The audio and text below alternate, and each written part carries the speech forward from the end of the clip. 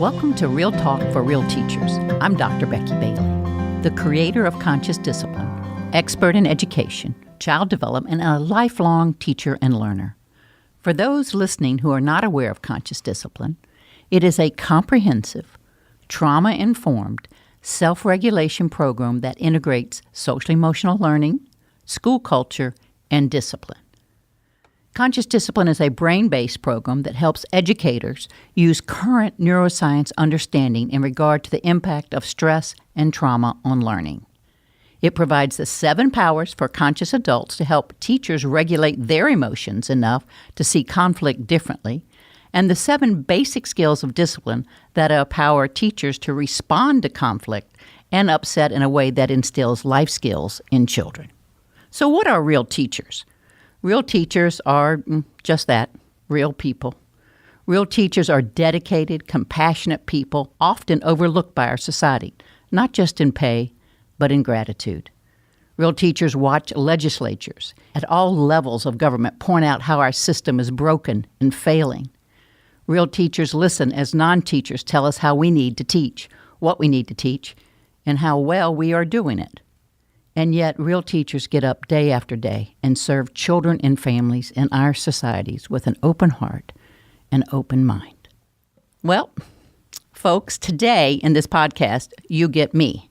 So I am my own guest speaker, and I'm going to be talking to you about what I think we need to do for active shooter drills and lockdowns. We've heard already the perspective of a principal in the podcast number 1. We heard the perspective of teachers in podcast number 2 about this situation. And we've heard from a parent and from a child in podcast 3. So now I'm here to add a little something to all that and sum it up for us all. So basically we can say there's 3 phases that we need to address in regard to a lockdown. It's before it ever happens, during it's happening, and after it has occurred. So those 3 phases are essential that we address, and I'm going to address them each separately as we move forward. So at each phase of a lockdown, we have 3 things to consider. 1, teaching the physical procedures. Where do I walk? What do I do? Where do I lay on the floor? What can I say? What can I not say? 2, some way to self-regulate. Breathing, inner speech talk. How do we help manage ourselves in this situation so that we don't allow our stress response to take over and make it impossible to recover from? 3, communication. What communication can be given back and forth? Can I share any information? Certainly in phase 1, you can share a lot of information. You can answer a lot of what-if questions. You can say, well, we're going to do this. You can teach the procedures. Everyone will. We will cover the window with a piece of paper. Lights will go out. I will get my cell phone. You will lay over here. So you can be very specific. I encourage you to use those in visuals and have a visual routine. This is what we will do so that every child, even children with autism, children with ADHD, they can embed that information into their mind. Then we're going to have some self-regulation at each stage of the game. The first one is you're going to teach everyone before you even, just when school starts, that when someone is in distress, when you're in distress, when you see a friend in distress, you're going to be a star and wish well. Before we go on, we need to truly understand that we are genetically wired to survive. When the survival system is activated, the higher centers of the brain just shut down. They're not needed. All reasoning goes out the window. What happens is we shift down to the lower centers of our brain. And in order to truly manage these lockdowns, we also somehow must know how to come from the lower centers of our brain back up to the higher centers of our brain so that learning can continue in the educational system. And this process of going from the lower centers to the higher centers of our brain is called self-regulation. All phases, before, during, and after, of competent lockdowns require knowing the procedures and how to self-regulate. We typically focus just on the procedures themselves, as you've heard people mention, and that's not enough. We can't just say, let's practice the procedure. Here's how we go through it. You're going to cover your window, and then you're going to lay down so no one can see you, and et cetera, et cetera. We need way more. We must do more, and we can do more. We don't have to wait for gun laws, more metal detectors, funding for security. We can do this now, right this very minute. Now, self-regulation is the ability to self-regulate your thoughts, feelings, and actions in service of a goal. All of us need to upgrade this skill if you're like me. Just try to eat better and exercise more or work less and see how quickly you sabotage those goals because your thoughts get crazy or your feelings get out of hand. Think of the number of people in our country that suffer from anxiety disorders and depression. Those are lack of self-regulation skills. And then think about the number of people who are impacted just from domestic violence. 20 people per minute in the United States. And 1 in 3 women have experienced abuse at the hands of someone that said, I love you. So it's time. It's not just for the lockdown. It's not just for this. It's time in our world that we all shift from obedience and compliance to teaching children how to self-regulate and be wise. And in order to do that, again, we must upgrade our skill set. So before we even can move forward into what we do in each phase of these lockdowns, let's think of what it's going to take for all of us, questions we need to ask ourselves and answer honestly as possible. Are we as a country, are you as a person, willing to shift your discipline from an external rewards and punishment model to a comprehensive self-regulation model? Or are we so invested in externally controlling others that we can't imagine how we could control ourselves just because it's never been seen before us? The problem with punishment is not that I have any argument pro or con, it's just that it doesn't work. And the reason it doesn't work is because it relies on fear. And what happens with fear is it throws you down into the lower centers of your brain, which work on conditioned habits. So as we rely on fear, we throw them down into part of the brainstem that's just going to have them repeat this process, where we will act more like actually animals. I mean, we have in the lower centers of our brain, we're very similar to our animal kingdom. When we rely on external controls like rewards and punishments, we are really relying on fear. Fear to manage other people. And when you rely on fear, you need credible levels of threats. And we know this. For some kids, a level of threat is, I'm going to send you to timeout. And they're like, oh, no. Anything, just keep loving me. For some kids who've been abandoned and have a harder start in life, we can say, I'm going to kick you out of school. Okay, fine. I'm going to take away everything you have. Fine. I'm going to call your parents. Please do that. So some kids, their level of credible threat now becomes police officers. So if we continue on this march down this notion that we must rely on fear to control ourselves and other people, ultimately we're going to end up with a credible level of threat. Police officers, not just at every school, police officers in every classroom, police officers with every child. You can see that as we continue this path, it's going to end up in sabotaging our culture. So what we want to do is start using a practice that brings them up to the higher centers of their brain. And once we get them to the higher centers of the brain, we can actually teach a new skill. So when the situation happens again, you know what to do. Now, you can't just teach it once, because that would be like saying, okay, here's how you spell cat, C-A-T, you got that, moving on. You have to do it over and over and over until the child actually gets the skill. So instead of pushing, I say, move, please. Instead of hitting when I'm angry, I take a deep breath and then say, move, please.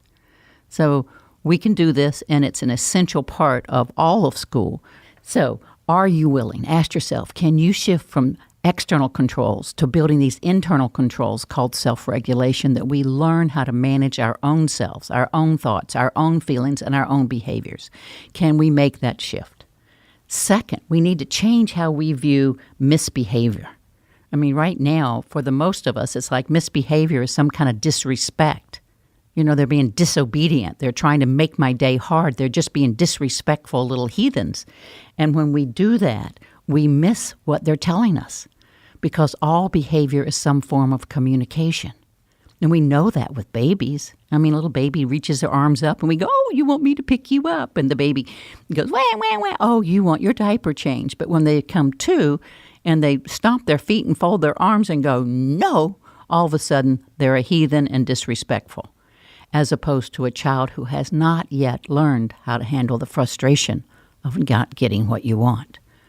So we must shift from relying on these external controls to building these internal controls. We must shift from viewing misbehavior as disrespect to seeing as it a form of communication and a call for help. That way we can reach our most difficult children at a young age and set their course into a better trajectory to live amongst us in society in a helpful way. So those are the two big questions each of us must ask ourselves. Can we shift from relying on fear to a reliance on love? Now, by love, I don't mean an emotion. I mean, I am willing to bring the best of myself to each situation. In other words, I can manage my emotions enough so I can show up as a helpful coach for you, as a helpful adult, as an adult ready to negotiate, problem solve, and move forward in life. You have to ask that. Second, are you willing to see misbehavior, all behavior, is some form of communication? And misbehavior would be a call for help. And can we see it as, oh, what skill is that child missing? Are they having trouble handling anger, frustration, disappointment? And think of the skill in terms of managing emotions. If so, then we've got a good shot at how to handle a beautiful, very safe, active shooter drill and lockdown in your school. Now, for some district leaders or for some schools, there's this talk and discussion about making the drills more realistic, like a true simulation where they have gunshots firing and blood and smoke and stuff. Just remember how the brain works. The more endangered you feel, the more scarier things become. The more you feel hopeless, helpless to do anything, the more you're setting our children up to be traumatized in school. Now, trauma means that you've overloaded my circuit capacity. Now, again, that would be child-specific. So some children have come to school with different sorts of trauma to begin with, and now we've added trauma to them where they feel helpless and hopeless. Some kids come and they can go, oh, wow, we just had a simulation. They had a couple of guns firing, yoo-hoo, yoo-hoo. So you have to be very careful that what our practices do meets the needs of all children that walk into our building. And with 70% of all people in the United States experiencing some trauma, I think it's better that we use a practice that prepares them for the worst but doesn't have them experience the worst before it happens. Now let's take that big picture and move it down to some specifics. So what are we going to do before the drill? Well, we need to practice the procedures. We need to infuse self-regulation into all parts of our school culture and our classroom culture. And that's what conscious discipline's goal is, to change that culture and that climate so that problems are solvable. When we rely on punishment, problems are never solvable. They're only hidden from view. And we can't infuse this into our schools through books and literature and puppets and a little video. We have to truly change our minds and our skill set. And so we're going to start right now before you do anything else. Teach everyone in your school. We call it Be a S.T.A.R, which stands for smile, take a deep breath, and relax. So we're going to be a S.T.A.R and wish well. And wish well means I'm going to open my heart and send loving energy through me to everyone in front of me. So the first thing you're going to do before this drill ever happens, right when school starts, is anyone who finds themselves in a state of distress, everyone in the school is going to learn to breathe, be a S.T.A.R, and wish them well. Now, that we do before we ever talk about fire drills, any drill, any procedure. That's just the first thing. So if you're a teacher, You teach this to your class. Dylan's having a hard time reading. Let's be a star and wish him well. Maria is upset because she forgot her lunch money. Let's be a star and wish her well. As parents, we teach our children to do this for our siblings or for ourselves. Oh my gosh, I forgot the car keys. I can't believe it. All right, come on, family. Let's all breathe and be a star and wish each other well. I need some help in calming down. If you're a teacher at the school, you do it for your coworkers. Miss Abel is irritated beyond what we can even imagine, so let's all breathe and wish her well. Or the district has just passed down a horrible piece of information that you think, oh no, not more paperwork. Please, no more paperwork. And you're going to breathe and wish district leaders well. And by doing so, we keep the climate calm. But we're also training children. When life doesn't go your way, when you feel distress, what's the first thing you do? Breathe and wish well. So when you're in a lockdown, what are we going to do? Breathe and wish each other well. You're teaching a skill they can use during a lockdown, as well as teaching them procedures of how to do it. Now let's focus on the phase of during the lockdown. Again, we're focusing on procedures, self-regulation, and communication. So during the lockdown, procedures. What are the procedures? You don't want your cell phone on because it'll light up and maybe a shooter could see the light and aim at that. So your specific school procedures. I can't go over those because they're specific to each classroom, how many windows you have, etc. But you go over those, you practice them. And then self-regulation. What do we do to self-regulate during a lockdown? Well, certainly you as a teacher can lead them in deep breathing. You also need to teach them how to manage their inner thoughts, just as you need to manage your inner thoughts. And one thing we offer in conscious discipline is called active calming. And it asked you to replace that, oh my gosh, what are we going to do? I don't know what to do. All that in your head with, I'm safe, keep breathing. I can handle this. I'm safe, keep breathing. I can handle this. And teach the children, you're safe, keep breathing. You can handle this. And I want you to all do this as adults. I want you to just kind of put your thumbs on your chest and go, my state. And I want you to stick those fingers out, go, dictates your state.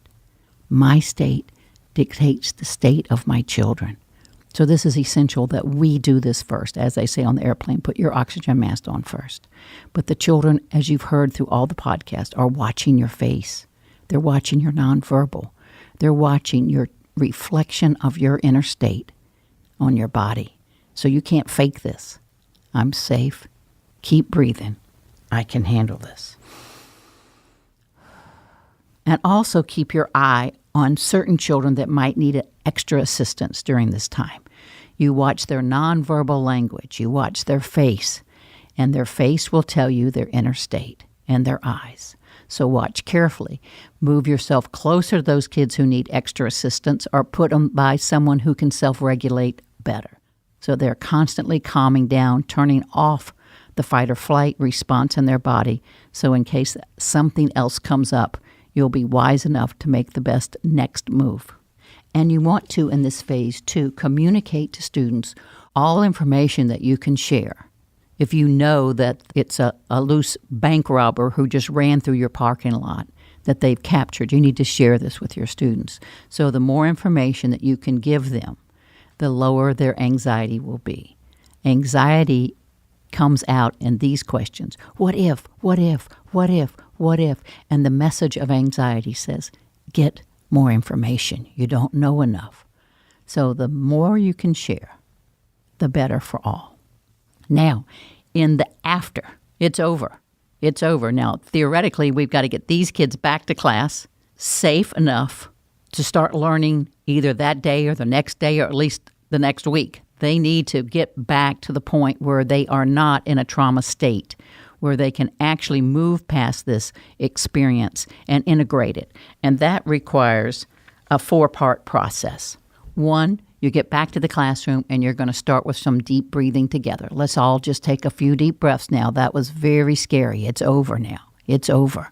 Let's just take a few deep breaths. Then you're going to do debriefing, and you're going to start with, how was that for you? What was your experience? And you need to share yours too. Mine was, I was very scared, so I calmed myself down so I could remember to take the keys and my phone and whatever I needed so that I could guide you. So I was constantly calming myself down, but I did feel my level of anxiety and fear come up, but I quickly managed it so I could keep you all safe. What was your experience? Also, as you finish this debriefing time, end it with some gratitudes. Boy, I'm grateful that that was just a drill. I'm grateful that I sat next to Robert because he was just such a calming influence. I'm grateful that I got to text my mother and she texted me back. I am so grateful that the teacher kept us breathing and her face was soothing so we knew that we were safe. So in that debriefing with some gratitudes. 3, now it's time to dance, sing, move.